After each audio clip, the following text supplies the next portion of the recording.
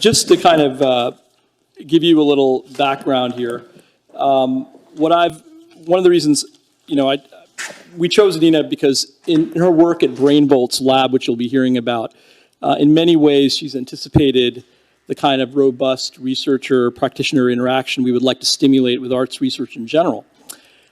She's also and this will become clear, a great communicator of her research findings and has a knack for heightening the relevance of what is ultimately basic biological research to societal problems like aging, communications disorders, or access to arts education. We first got to know Nina through a workshop we held with the National Institutes of Health at the National Academy of Sciences several years ago on the arts and aging. And also early on, she also presented in our task force series that's been mentioned already, our webinar series. And also early on, Nina was tapped by NIH and the Kennedy Center and the Arts Endowment to speak at a series of sound health events. And she's informally been very much a part of the Sound Health Initiative. Her bio is here. I think it's worth just emphasizing a couple of things. She began her career measuring responses from single auditory neurons and was one of the first to show that the adult nervous system has the potential for reorganization with learning. These insights in basic biology galvanized her to investigate sound processing in the brain of humans. So I want to welcome Nina, and maybe what we could do while this is getting set up is maybe, Nina, if you could just kind of, something I was going to ask you actually afterward, but I'll start us off now. You want to tell us a little bit about how you came to be where you are in terms of this particular line of research. I know it's a long story, but maybe you can give us the... No, absolutely, absolutely. And are you guys having problems back there? We don't know how to click to your power. Oh, let me just get you going here. This is what communicating science is a whole topic. In fact, I'm teaching a class this spring for the first time on communicating science. Yeah, as scientists, we do such a bad job communicating science. You typically are tethered to a podium, and, Sunil asked me to talk about myself, and so I grew up in a household where more than one language was spoken, and I learned Italian first, which explains why I really can't even talk without moving. But my mom was a musician, and so I grew up taking my little toys and bringing them underneath the piano because it felt so good to be there. And this whole idea of sound, this invisible, powerful force in our lives. When I went to when I went to college, I thought, well, I'll major in comparative literature because I knew some languages and I liked to read. And then I ended up taking biology. It was just a distribution requirement, and I was hooked. I ran into a book by Lenberg called Biological Foundations of Language, and I thought, oh, that sounds interesting. I started out studying sound processing on a single neuron level. So I started out recording a phenomenon called two-tone suppression in the auditory nerve of the chinchilla, at which point my mommy said to me, la mamma, she said, Nina, what are you doing? And I realized at that point, that was a really important scientific centering for me. It was, I was interested in sound and the biology of sound, but I also realized that if I couldn't explain to my mommy how I was spending my time, I didn't want to be doing that thing. So then I began investigating single neurons in the auditory cortex and measuring the response of individual neurons in bunny rabbits, while rabbits learned that carrots meant food was going to happen. And so a sound happened in the carrots, and there was this association, right? There was a sound to meaning connection, and we could see that the sound didn't change, but the meaning for the animal changed. And so we could look at learning firsthand, which was very exciting to me. And we still have an animal model that informs our human work, but we're primarily interested in the human work. So it looks like I can even Go ahead. Let's have Keep going here. Admin services stuff. Yeah.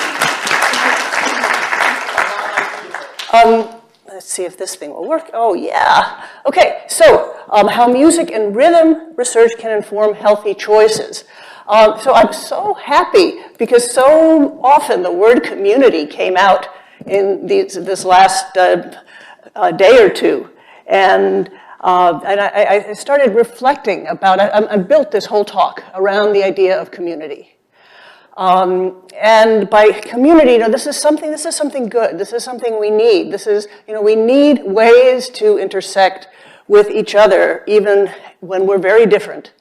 And it's always a good time for community. And, today is as good a time as any.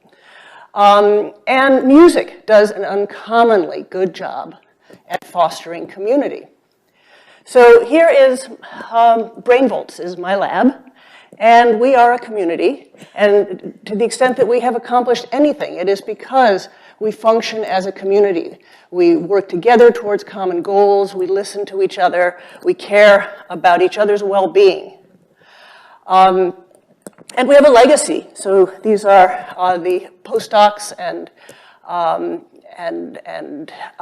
doctoral students that have been in the lab, and then there have been many others who have come through the lab as high school students and doctoral students from other places. So what I want to tell you about, and this was really Sunil's charge to me, he said, talk about your experience in doing arts research. And so I thought the best way to do that is to talk about how Brainvolts has engaged with the education community, with the music community, with athletic community, with the scientific community, clinical community, technological community, and ultimately the public. So I have experience, firsthand experience, that I want to share with you. Starting with the education community, we are so fortunate in being able to do large-scale longitudinal studies right within the programs. These are live, successful programs in the Chicago Public Schools and at the Harmony Project in Los Angeles. So these are programs where music education is delivered, and these are programs that have taken years of infrastructure to build up. And so, as a scientist, I don't want to come in and create a whole new program necessarily. How great to be able to just go into a music-based program and look at what the effect of on the nervous system might be. Importantly, the credentialing of the people making the art doesn't really matter as far as the biology is concerned. Some of the music teachers were teachers, Chicago Public School teachers, and some were artists. And they were primarily, the education happened in group settings. And the findings in these two environments, one within school and the other after school, were very similar with respect to biological health. So my focus, as I told you about me and my mommy, and if I would have had more time, I would have told you about my kids, and how sound processing is really the fulcrum. This is the hub where I look at all of our work, sound processing in the brain. And we have developed ways. This is part of our technology development. We've developed ways of, with scalp electrodes, measuring sound processing. And we all know that sound consists of many ingredients, as does any visual item that has a number of texture, size, color. Sound also has pitch, timing, timbre, phase, many ingredients, and we are never as aware of them as we are, or as we should be, because sound is invisible. Sound is invisible, this invisible, powerful force in our life, like gravity. And we can see how good a job. We deliver sounds and we measure these responses, very, very rich in detail. You can see how good a job your brain is doing at measuring the different components of sound. We call this the frequency following response. I request, I supplicate you to check out our website, where you will find all kinds of things. That is one of the ways that we try so hard to communicate science. We update it probably a couple times a day. And you can see on the homepage a demonstration of our biological approach, a little movie. Now the music community, we have drawn from the musical community for participants, for inspiration. We have learned so much. There has been so much dialogue and partnership here. And why? You know, you might ask, why is it that music, making music, and this is making music, not just listening to music, making music can change sound processing in the brain, because you need to make these very tight connections between sound and the different properties of the sound and the meaning that it has for you. And music is just really good at these sound to meaning connections that in basic biology will change neuron activity. And ultimately, we're interested in looking at this neuron activity. Again, dealing with something as abstract and multifaceted as music and the arts, I'm very fortunate to be able to deal with it from a signals perspective. So what does the musician get in terms of sound processing in the brain automatically? What becomes the default strength of the musician? Well, the representation of the harmonics in sound is especially strong in musicians. That's important for timbre. It's important for telling speech sounds apart, and various aspects of timing.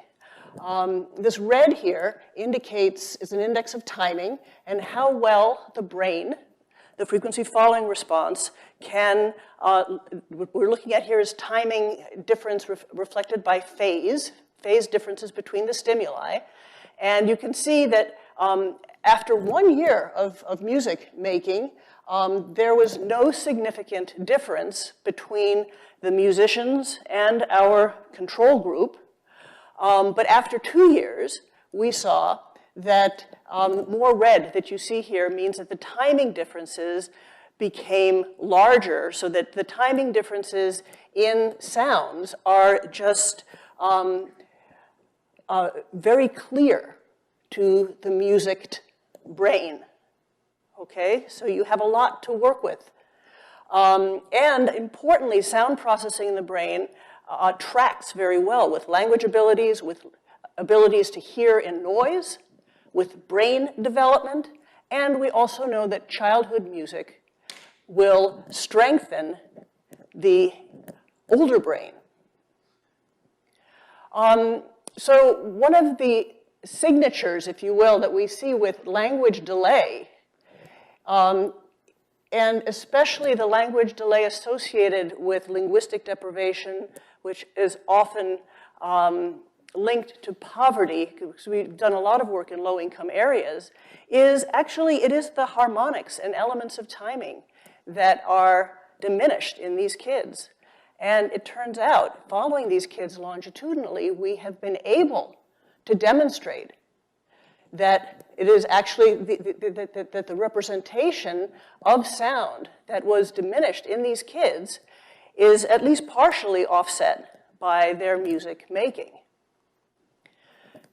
So across a number of studies, we have many studies, and again, I invite you, check out our website. There's a lot of information there because the currency of science is publications in peer-reviewed journals that will always be there, but it's a matter of you needing to know that they're there and to be able to find them and give them to people who are interested in the information.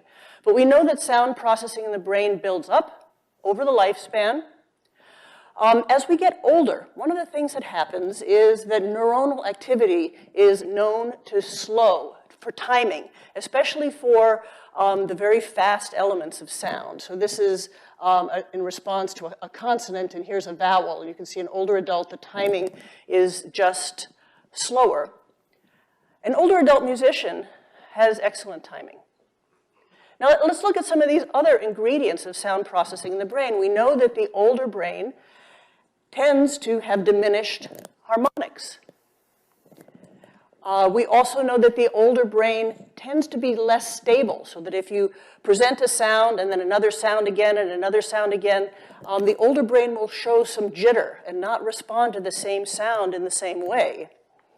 There is neural synchrony that we just lose as we get older.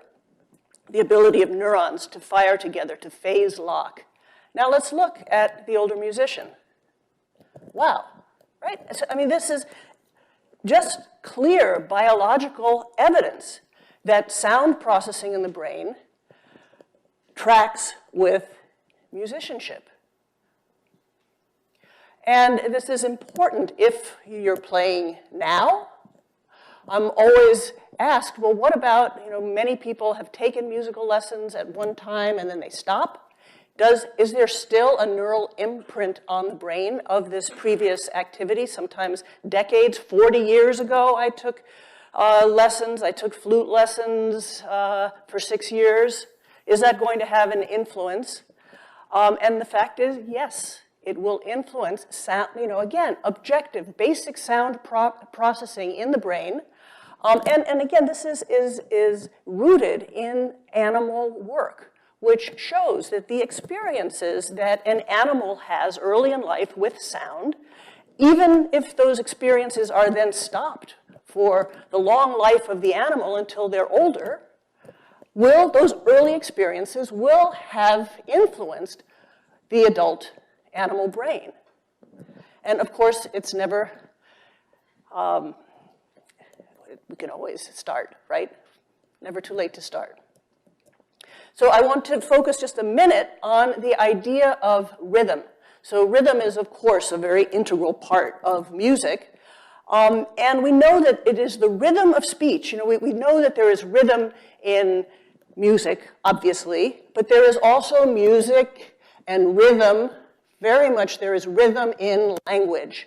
And it is the rhythm of speech that helps us pick out our friend's voice and fill in the gaps in noise. And we found that, in fact, people's ability to discriminate rhythms and to perform rhythmic tasks tracked with their ability to perform standardized measures of hearing speech in noisier and noisier environments.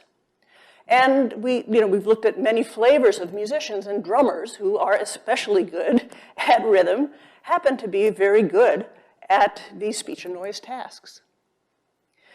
Again, we can see it in the brain. In the musician, we see that in quiet and in noise, the noise doesn't especially affect the musician's response. This is to a speech sound. And in white, you can see the non-musician, and the non-musician response is really affected, really dampened by the background noise. Similarly, this is really nice work done by Krishnan and Beidelman, where they show reverberation. Reverberation impedes speech understanding for everyone, but across the board, musicians are better at hearing speech and noise in increasingly reverberant environments. So rhythmic healing is very important to what we've been thinking about here, the idea of rhythm for language, different forms of language disorders, movement disorders, memory. I'm going to spotlight concussion. And first, just a word or two about our clinical communities and the intersection of brain volts with clinical communities. We have grants looking at autism, language delays, dyslexia, hearing loss with our clinician colleagues. And one of the, and these guys are scientists, but they also have clinics. And I have been so trying to get music to be a greater part of the therapies with these individuals, and it's a real challenge. It's a challenge having to do with scope of practice and reimbursement, and so we really need to be, first of all, taking that first step of having the clinicians understand how the arts can help them do a better job, and then to think about how we can surmount the challenges, because We can't. Just do it. The idea of rhythm therapies that are delivered digitally is an interesting one. So I think it was Renee who coined that digital music medicine. And we've looked at a particular program called Interactive Metronome, which is commercially available. And it's interesting, and it's also one that you can study in a dosage-related manner. The word interactive is essential because the participant has to move in time with sounds that he hears. Meanwhile, he's getting feedback as to how fast or how slow he is in responding. He's getting visual and auditory feedback. It's very interactive. And just to point out two aspects of music, there's the pulse, which is, the one. Where's the one? And the duration, which in music is the note values and the rests. And of course, music has both the pulse and the rhythm patterns. Turns out that people who can do these different tasks, you can't predict how well a person will do on one task by how they do on the other. And they typically also align with different forms of sound processing in the brain, simply put here as faster and slower neural synchrony. But interestingly, interactive metronome seems to draw. It's really the only thing we have seen that tracks in a systematic way with one's ability to perform each kind of rhythm skill and also seems to engage the rhythms of the brain, the slower and the faster rhythms. You can imagine that you need these slower rhythms to understand patterns, right, which unfold over time. But interactive metronome seems to involve both. And it has been used with individuals with traumatic brain injury. This is not our work, but we've been quite inspired by it. So individuals who had blast injury and they had normal hearing thresholds. After a course of interactive metronome, their memory, cognitive flexibility, response inhibition, and attention skills improved. So this was inspiring to us, and we are doing a lot of work now with the athletic community, and we're very interested in looking at concussion and the impact of concussion on the hearing brain. So we know there's a history of literature that links blast injury with difficulty hearing speech and noise. A little bit of information, there were mostly anecdotal reports about athletes having difficulty hearing speech and noise.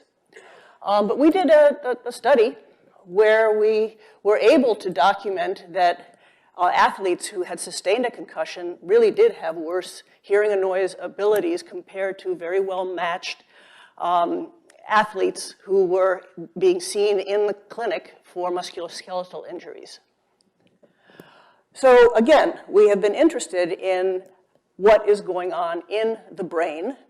And here are some of our athletes that are participating in our studies.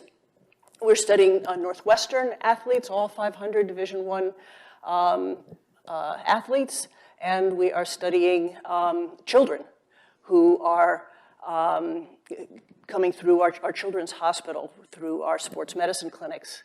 This is the view that our students have while we're recording their brain responses. What's beautiful about it is that it's entirely passive, in that, and the athletes who work so hard are so happy to just be, they can sleep, they can rest, and we can measure sound processing in the brain. And if they crack their eyes open a little bit, they can look out into the lake because BrainVolts has a new satellite at Northwestern has a new athletic facility.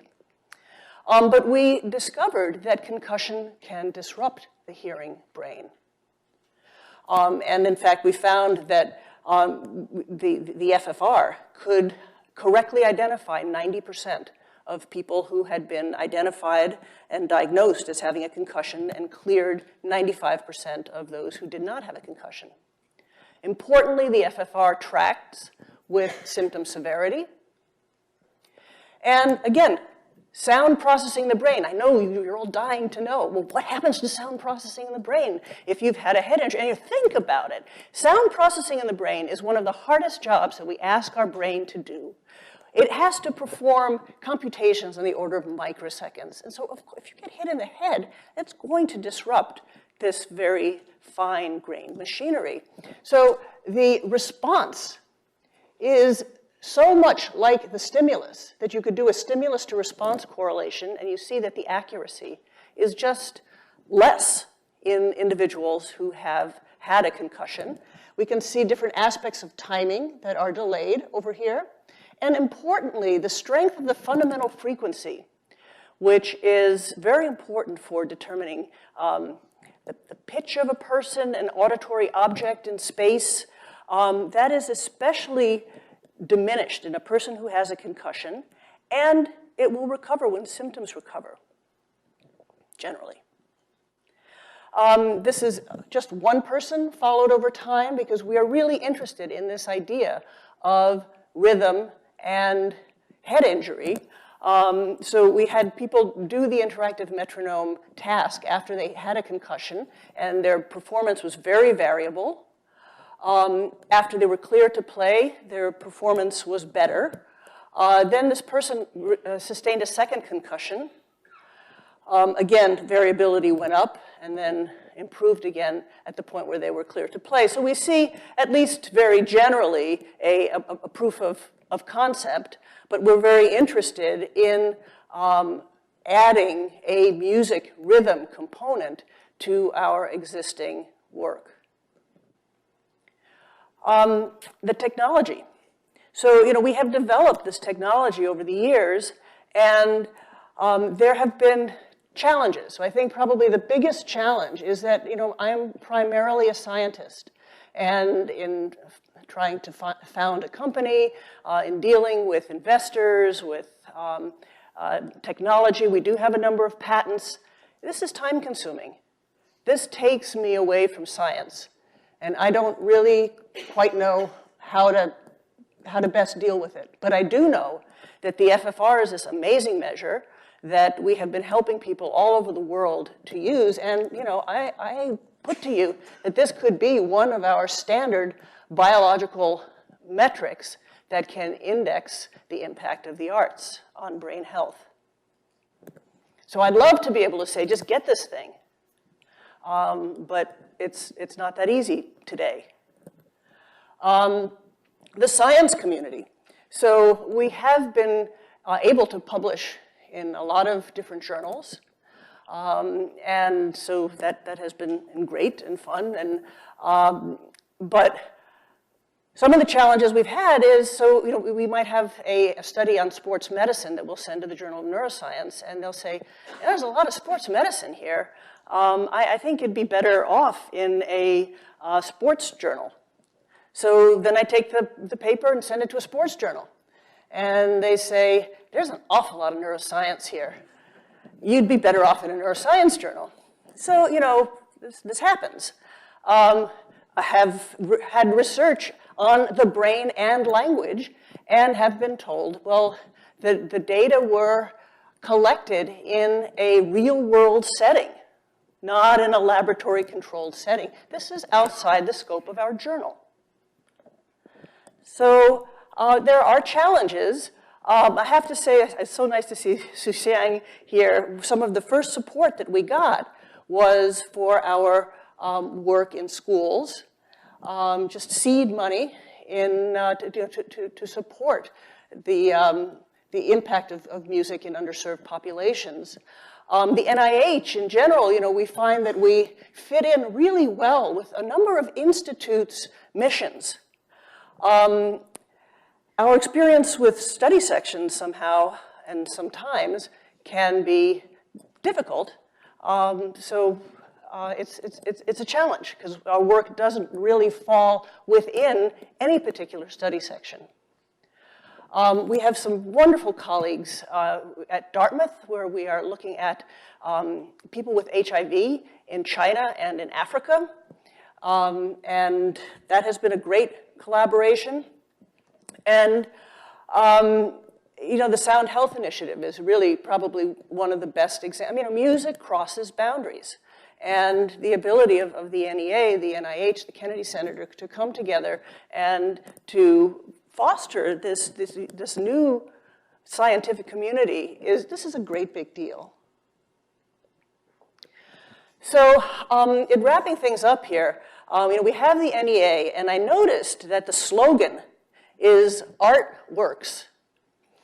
And I think, so of course the NEA involves the artistic community and itself as an entity, but the scientific community can help inform, can help show how it is that art works and give us a better understanding, give artists a better understanding, and hopefully also a better value for all of the wonderful creative work that is done.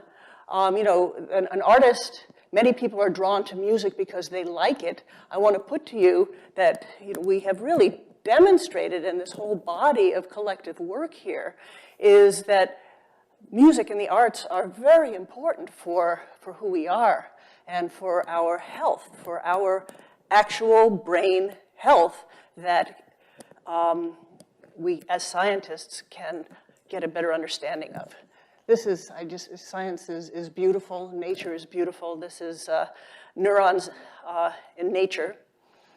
But music fosters community, and I guess I'd like to leave you with this idea that music research and arts research really is in a wonderful position.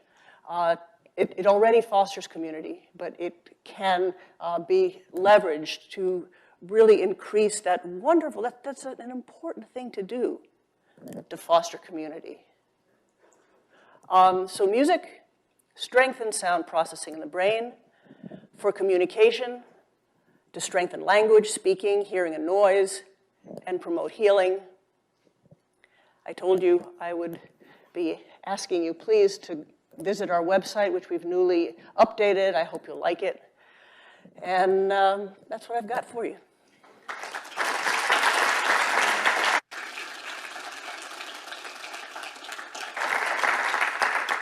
Thank you very, very much, Nina. So I thought maybe while I have a couple questions, but before I go, I was wondering if anyone else has any questions. You can certainly, or I can ask, or you can ask, or whatever, for this exciting presentation. I did want you to, Nina, if you could just, you mentioned FFR. Could you explain to people a little bit more what that is? I know it's sometimes, that's something that when we, it almost needs, I know you couldn't do it here, but it almost needs to be demonstrated, right? Because it's a really cool tool.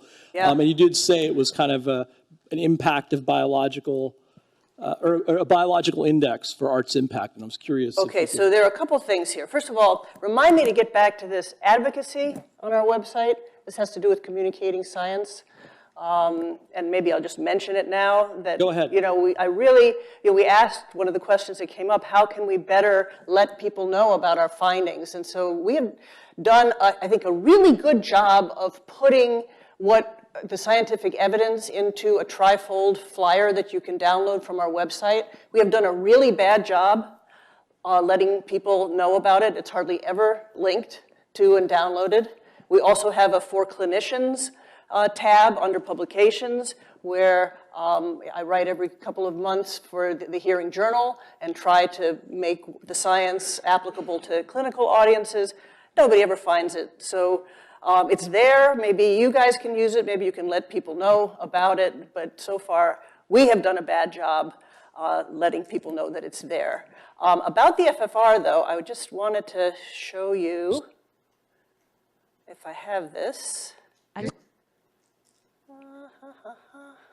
There we go. Here.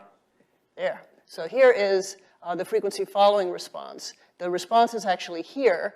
So when you deliver sound to the brain, as I'm talking to you now, the nerves in your brain that respond to sound are giving off electricity. And we can capture that electricity with scalp electrodes. And the reason that I use that mix, this is the reason this response is so much more informative than many other physiologic measures. I mean, I have recorded, and we still record single neuron activity. We record some of the very slow potentials in the brain that basically can tell you how big and how fast are they. But the FFR, frequency following response, it helps us, if you use a complex sound like speech or music, it can tell us how the brain analyzes different components of sound. So the pitch, the fundamental frequency, the harmonics, the timbre, the phase, how stable is the response from trial to trial. And remarkably, I mean, and again, this hardly ever happens in science, the stimulus, so here is the stimulus da, actually looks like the response you get from the brain. It is that close. So, you know, we have so much to work with. We have so much to work with here in this response. In this one response, you get a tremendous amount of information. The obtaining it is not that tricky, although many conventional machines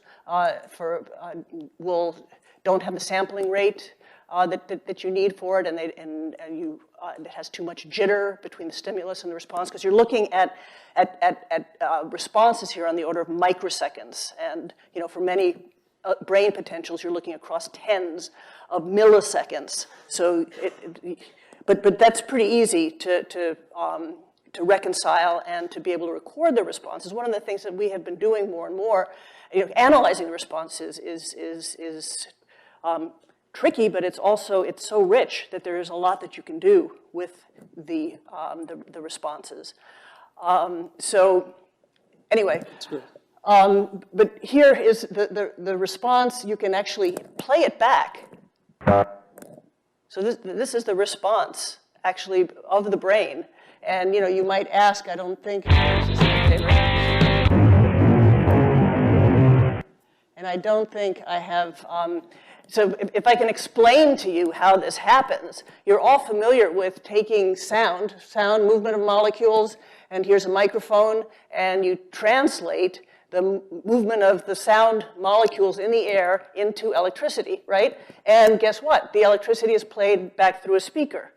Well, we can take the information that I am hearing and measure the brain's response to what I am hearing, and it turns into electricity, because electricity is the currency of the nervous system, and I can take that electricity and play it out through a speaker, and it will sound like the brain's response. And again, if you will go to our magical website, not only on our demonstration, but under technologies, we have something called the brain keyboard, where we have measured the brain's response to every single note on the keyboard, and then you can play the brain, and you know, and the other beautiful thing is that we're looking for metrics that reflect individual differences, and so the brain keyboard that I get from your brain is going to be different from the sound of your brain. And so we have a lot of demonstrations there where you can hear just 3 healthy brains and how different they sound.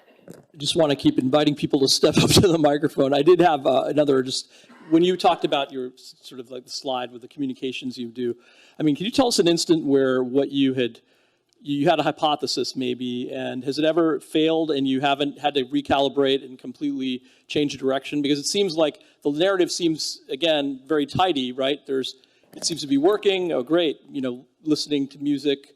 Yeah, and, no, science is full of surprises. But you know, so with the school projects, these founders of the music projects came to us, and they said, you know, we already know, as everybody here knows, that music is good for you, and that our better students are the ones who play music.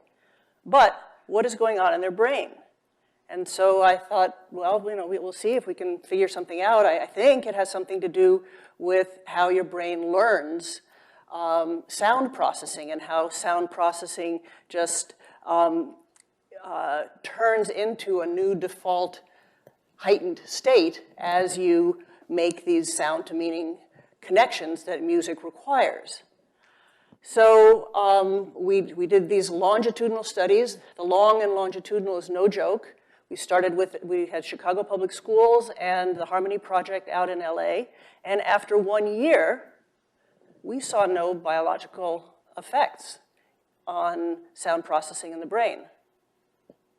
So, you know, I was certainly prepared to say, well, you know, I certainly think that music has an influence on the nervous system, but this isn't the way to look at it. But we kept going.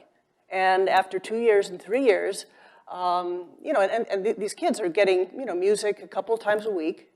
And it takes time to change the brain in a fundamental way. And I think that almost anything that is worth doing is going to take time. It's going to take commitment. And so, you know, we learned some lessons, but there was a time where I was prepared, if we were going to keep going with the data and it was going to continue to show null effects, we would publish those. Could you please just identify yourself and then ask a question? Thank you. My name is Andy Perrin. I'm a sociologist and the new director of the Institute for Arts and Humanities at UNC Chapel Hill. And thank you for a really fascinating set of, you know, multiple pieces of sciences and the connection, as you say, as well, to the formation of community.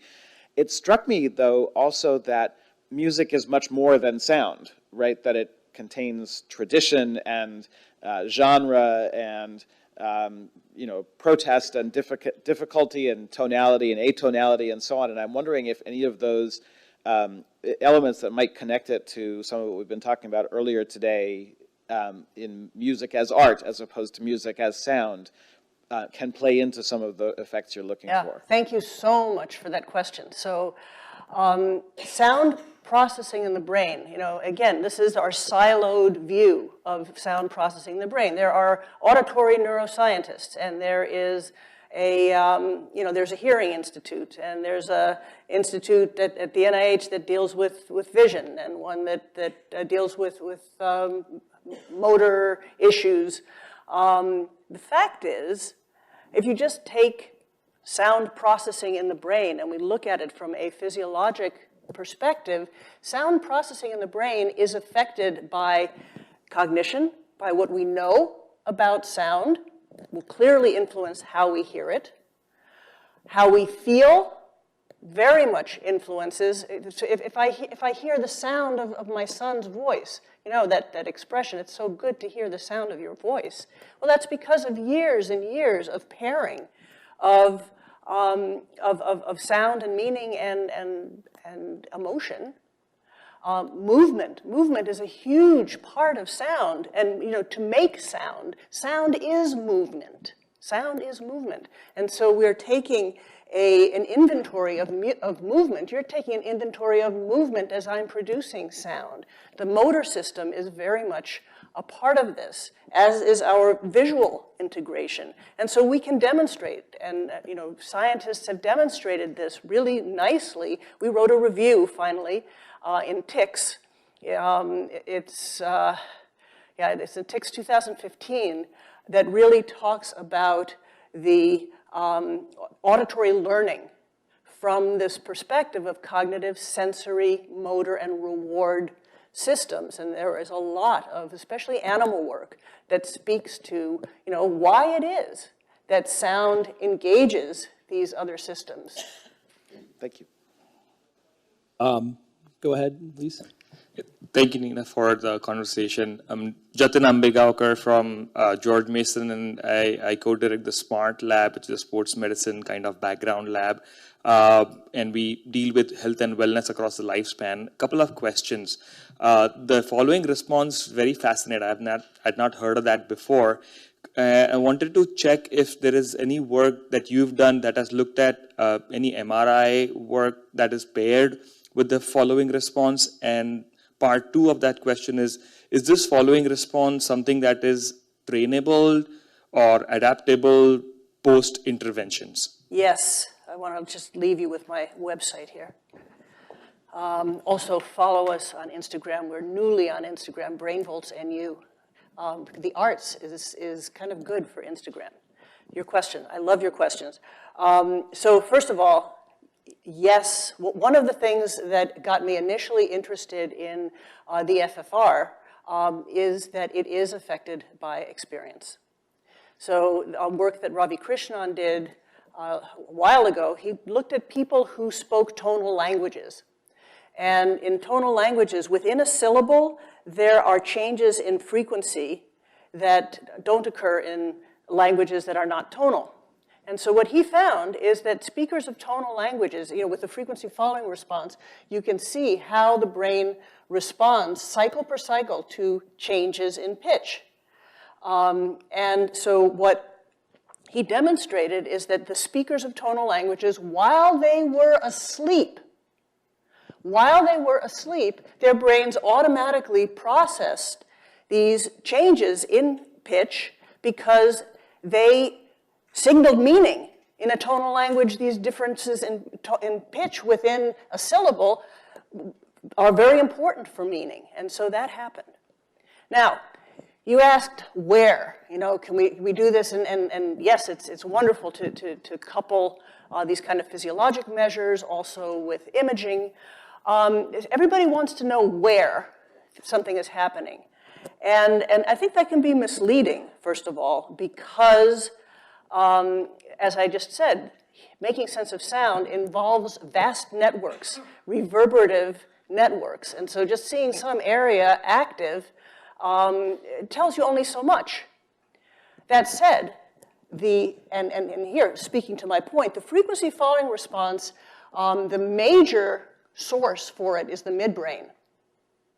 And so you think, oh, this is a very primitive response. Well, it isn't, because the midbrain, it's a hub, and it has interactions, and especially interactions not only from downstairs, from the ear into the brain, but from all of our emotions, our cognitions, our movements, all those inventories are brought into what becomes our default response to sound. So yes, it is housed in, largely, but I think that thinking about where is not as important to my mind as thinking about what does it really tell us about sound processing in the brain and the enormous network that it engages, sound processing in the brain engages. Thank you.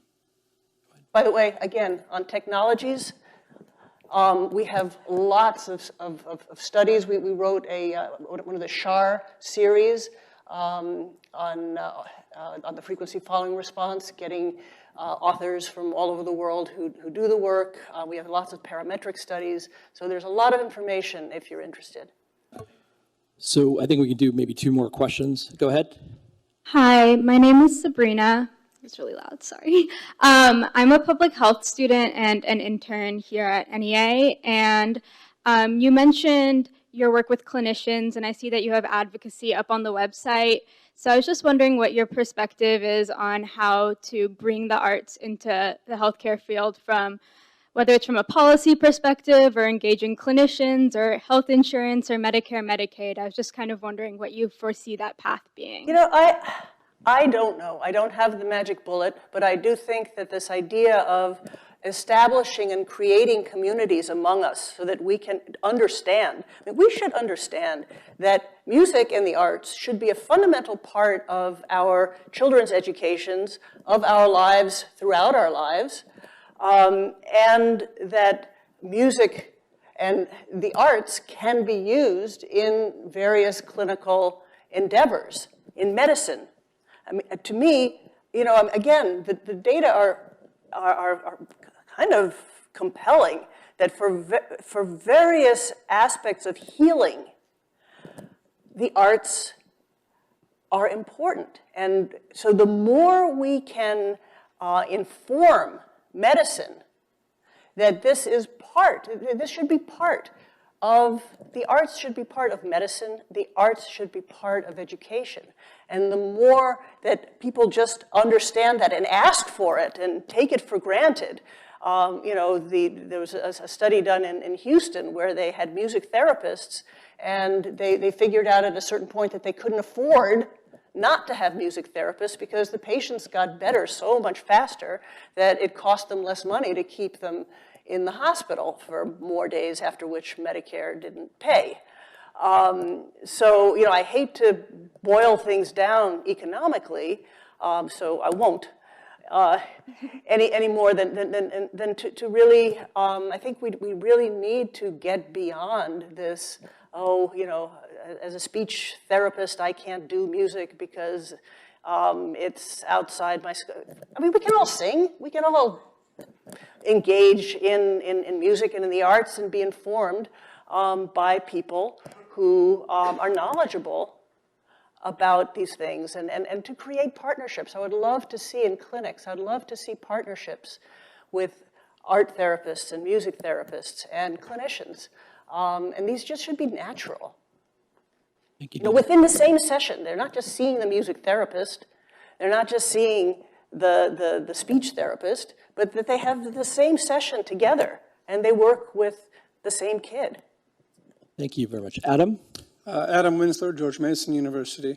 I have an off-the-wall question, but I think you might be the best person to ask this to, even though you haven't talked about this. So I'm one of these people, and I think there are many of these people in my room. I know that Alina is one of these people, who always has music going on inside their brain. They can hear stuff, you know, resting, you know, the last song that was played or from one's vast memory repertoire. So do you know anything, or does anybody else know anything about differences in the sound processing in the brain of people who report that there's always some sort of song going on in the background in their head, or very often one versus those that are not, and does it relate to any of these measures that you have looked at?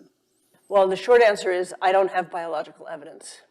But a longer answer, and one to really think about, is the fact that, you know, I think many of us love music and play music.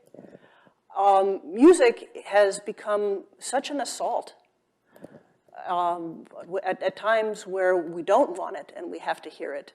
You know, when we're on hold, when we're, you know, listening to the United Airlines what, you know, what people are taking their seats, and there is so much, and you know, in the same way as our nervous system learns to pull out signals and important signals, we're learning to ignore music in the same way as you ignore the sound of your refrigerator on and a truck idling. So you know, the idea of sound and noise, I think someone also brought, you know, there are lots of negative the sounds of our lives change our brain for better and for worse. And, you know, we can even think about the sirens, and I mean, not the, you know, the sirens Ulysses had to deal with. You know, the sound was always seen as a powerful force for better and for worse. And so I think it's important for us to be thinking about the sounds not only inside our heads, but outside our heads, and the music that we may or may not want to hear. Thank you very much, Nina.